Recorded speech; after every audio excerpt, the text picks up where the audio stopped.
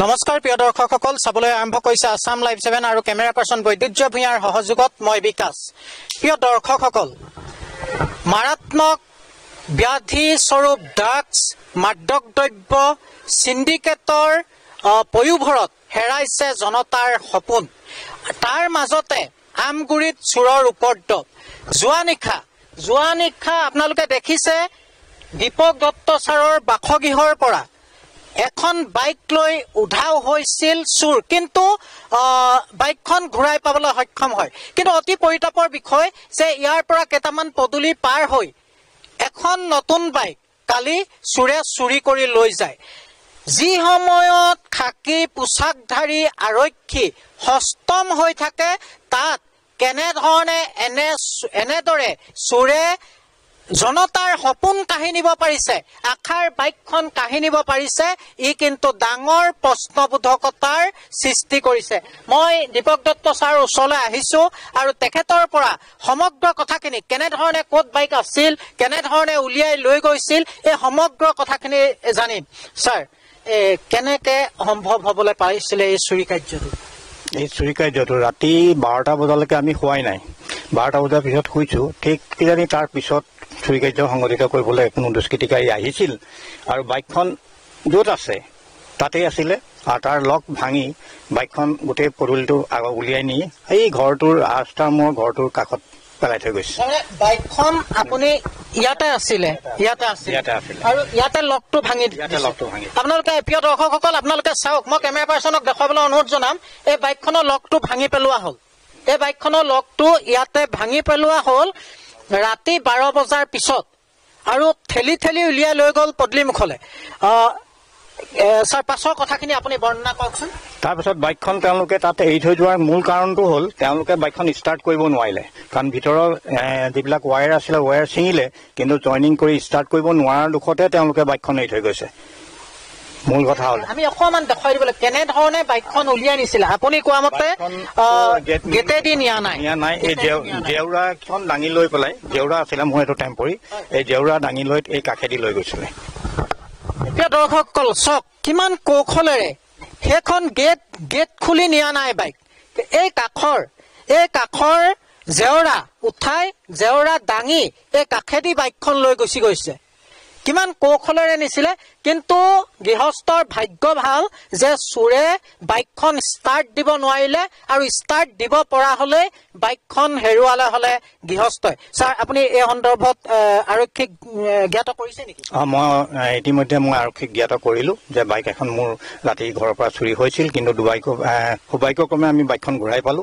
আৰু এই বিষয়ে মই এখন কাগজ, মানে লিখিত কাগজ থানাত দি থৈ আহিছো। আৰু এতিয়া মানে আটাইতকৈ ইয়াত এতিয়া আমাৰ পেট্ৰলিঙৰ ব্যৱস্থা, বিশেষকৈ মই আজি এটা কথাই এইখিনি অঞ্চলত কওঁ, এইটো অঞ্চললৈ অহা মই আজি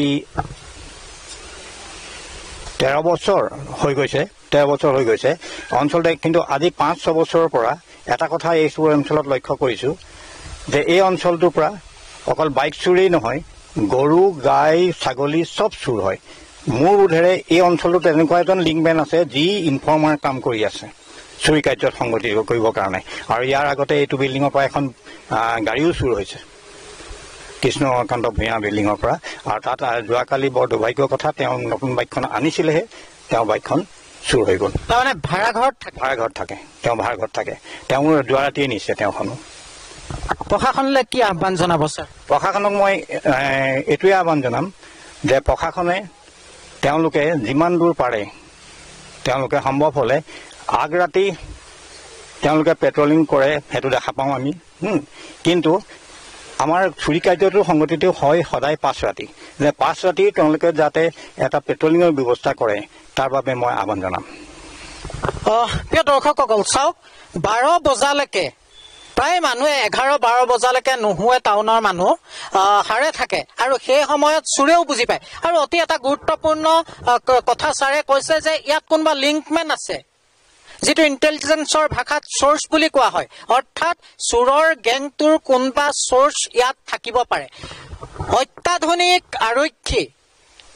উন্নত মানৰ শিক্ষাৰে শিক্ষিত কৰা আৰক্ষীয়ে কি কাৰণত এই 5-6 বছৰ ধৰি ধাৰাবাহিকভাৱে চুৰি কাৰ্য সংঘটিত হৈ আছে কিয় ধৰিব পৰা নাই ই কিন্তু সাধাৰণ জনতাৰ মনত প্ৰশ্নবোধকতাৰ সৃষ্টি কৰিছে ৰহস্যৰ জন্ম দিছে ইয়াৰ পিছতে আমি পুনৰ আকৌ আৰু এটা যত এখন বাইক হেৰুৱাব লগা হল গৃহস্থই তালে যাম আপোনালোকে চাই থাকক আসাম লাইভ 7 পুনৰ কওঁ আমগুৰিত চুৰৰ উপদ্ৰৱ কোনোবাই সপোন গঢ়ে কোনোবাই সপোন কাহে সপোন ভাঙে দুপৰীৰে সপোনবোৰ মোহাৰি মোহাৰি খায় এক কথাত আমগুৰিত একাংশ দুষ্কৃতিকাৰী চুৰে এখেতসকলৰ সপোনৰ বাইকখন কাঢ়ি লৈ গ'ল যেতিয়া এখন সপোনৰ বাইক বা এখন গাড়ী হেৰাই যায় হেৰাই যোৱাজনে বুজি পায় তাৰ কষ্ট কিমান কাঢ়ি নিয়াজনে নহয় কেনে ধৰণে আপোনালোক ইয়াত ভাড়াঘৰত থাকে হয় ভাড়াঘৰত থাকো আমি জুনৰ পৰা ভাড়াঘৰত আছো ইয়াত ল'ৰাটো এবাৰ 12ত পঢ়াৰ কাৰণে টিউচনৰ সুবিধাৰ কাৰণে মই ইয়াত থাকো ঘৰ ক'ত আপোনাৰ মোৰ ঘৰ গেলেকী বাৰিকীয়া গাঁও ইয়াত ভাড়াঘৰত থকা কিমান দিন হ'ল জুনৰ পৰা আছো আমি আনুমানিক কিমান সময়ত বাইকখন চুৰি হৈছে বুলি মাত্ৰ বাইকখন 2টাৰ পৰা 4টা বজাৰ ভিতৰত চুৰি হৈছে কেলেনো আমি মানে ই 1:30 2টালৈকে পঢ়ি আছে তেতিয়ালৈকে একো চিঞৰ বাখৰো নাই ময়ো অকণমান সাৰ পাইছো হৈছো ই হোৱাৰ পিছত মই উঠিছো তেতিয়া একো নাই গম নাপাওঁ তাৰপিছত 3টা 4টামান বজাত মানে কুকুৰে ভুকিছিলে বুলি ইহঁতে কৈছে তলৰ মানুহখিনি তাৰপিছত কি হয় কুকুৰে ভুকিলে তাৰ চেৰ চেৰ বুলি কৈ দিলে ভিতৰৰ পৰা একো কোৱা নাছো কুকুৰৰ মাত চাত নাই একো কুকুৰে ভুকাটো গম পাইছিলে আমি গম পোৱা নাই আমাৰ তলত বেলেগে গম পাইছিলে আমি তলত থকা আমি ওপৰত থাকো হেৰি তলত আছিলে তলত থকা বাইকখন কিমান পুৰণা এবছৰ হৈছিলেগে আৰু এবছৰ আৰক্ষীক জনোৱা হৈছে নেকি জনাইছো আৰক্ষীক জনোৱা হৈছে কি কৈছে আহি পিনি চাই গ'ল এতিয়া মানে চাইছে ক'ত মানে কি হ'ল কেনেকে হ'ল মানে চাইছে ই অকল আৰু বেলেগ নাই কোৱা আপোনালোক ইয়াত থকা কিমান দিন হ'ল জুনৰ পৰা আছো আপোনালোক এই থকা সময়ছোৱাত ওচৰে পাজৰে এনেকুৱা চুৰি কাণ্ড আৰু হৈছিলে এঘৰে কিবা অকমান আগলে বাইক আকৌ চুৰ কৰিছে আগতো চুৰ কৰিছিলে এমাহ মানৰ প্ৰিয় দৰ্শকসকল এমাহ পূৰ্বে ইয়াতে এখন বাইক চুৰ হৈছিলে বুলি এখেতসকলে জনাইছে চাওক পুনৰবাৰ বাইক চুৰি হৈ আছে পুনৰবাৰ বাইক চুৰি হৈ আছে সপোনবোৰ এনেধৰণে কাঢ়ি আছে একাংশই সপোনবোৰ এনেধৰণে কাঢ়ি আছে আৰু ধাৰাবাহিকভাৱে একাংশৰ সপোন ভাগি আছে আজি এখেতসকলৰ ক্ষেত্ৰত হৈছে কালিলৈ বেলেগৰ ক্ষেত্ৰত হ'ব কিমান আৰু সহিব আৰক্ষীয়ে আৰু কিমান নিৰ্লিপ্ততা কিমান নীৰৱতা অৱলম্বন কৰিব স্মাৰ্ট আৰক্ষীৰ নমুনা এয়াই নেকি এনেদৰে আপোনালোকে নীৰৱে থাকিব নেকি কথাখিনি কিন্তু চিন্তা কৰি চোৱাৰ সময় হ'ল জনসাধাৰণৰ জীৱন সম্পত্তি সুৰক্ষা দিয়া আৰক্ষীয়ে যদি এনেধৰণে নীৰৱতা পালন কৰে তেতিয়াহ'লে এইসমূহ চুৰে যে আৰু জনসাধাৰণৰ চকুলো বুৱাব জনসাধাৰণৰ সপোন কাঢ়িব সেয়া আজিৰ এই প্ৰতিচ্ছবিখনে আৰু সাবল্যতা প্ৰদান কৰে মই আশা কৰিম আৰক্ষী প্ৰশাসনে কাৰ্যকৰী ব্যৱস্থা গ্ৰহণ কৰিব আৰু এই চুৰসকলৰ ক্ষেত্ৰত দৃষ্টান্তমূলক শাস্তি প্ৰদানেৰে এখেতসকলৰ হেৰুৱা বাইকখন ঘূৰাই দিয়াৰ ব্যৱস্থা গ্ৰহণ কৰিব দাদা অকণমান আগবাঢ়ি আহিবচোন অকণমান আহক আপুনি ইয়াতে থাকে নেকি কি ক'ব আপুনি ক'বলৈ নহয় এইটো ইয়াৰ আগতে সেইটো কেম্পাছত সেইদিনাখন আজি 2 মাহমানৰ আগত এখন বুলেট চুৰ হৈ গৈছে আজি ধৰক এইটো কেম্পাছৰ পৰা এখন বাইক নিলে যে আকৌ ইয়াৰ পৰাই নিনিব কোনো মানে নাই আৰু এইটো বিল্ডিঙত আগতে ইয়াত বলেৰো থৈছিলে বলেৰো চুৰ হৈছে বুলি কৈছে এইটো আগৰ কথা বাৰু সেইটো ইয়াতে থৈছিলে গাড়ীখন সেইটো চুৰ হৈছে কিন্তু হ'লেও বাইকখন ইমান ভিতৰৰ পৰা যে লৈ গৈছে এইটোতো সাংঘাতিক কথা নিশ্চয় আগতীয়াকে খবৰ সংগ্ৰহ কৰি লৈছে চাগে নহ'লে কেনেবা আৰু এই আমাৰ কৰিডৰটোত মানে লাইটৰ ব্যৱস্থাটো নাই গোটেই আন্ধাৰ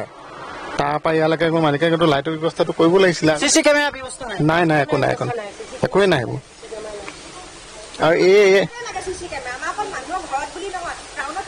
আৰু এই ফ্ৰণ্টত গেটখন থকা হেঁতেনো মানে অকণমান ভাল আছিলে তেতিয়াও মানে অলপ বাচি গ'ল